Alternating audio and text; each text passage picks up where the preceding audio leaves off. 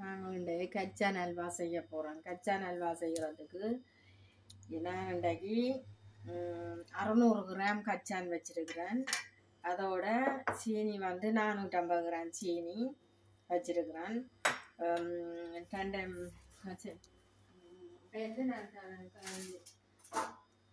வெயிலே எல்லாம் பூசி நல்ல வடிவாக வச்சுருக்கு. பட்டர் பூசி முதலே செய்து வச்சுருக்கிறேன். அப்புறம் செய்கிறேன் காட்டுறேன்.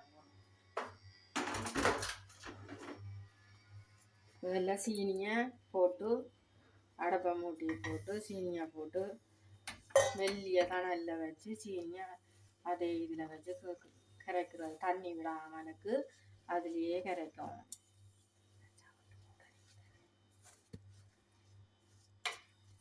மெல்லிய நெருப்பில் இதெல்லாம் அப்படியே கரைஞ்சி வரும்.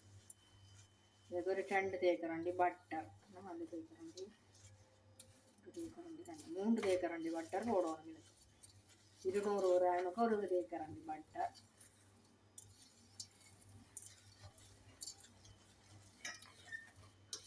நீங்கள் கூட்டினா கரைச்சி கொண்டு வரணும். அதில் இப்போ கூட்டிங்க முடிச்சோன்னா டக்கு வெடிக்கப்பா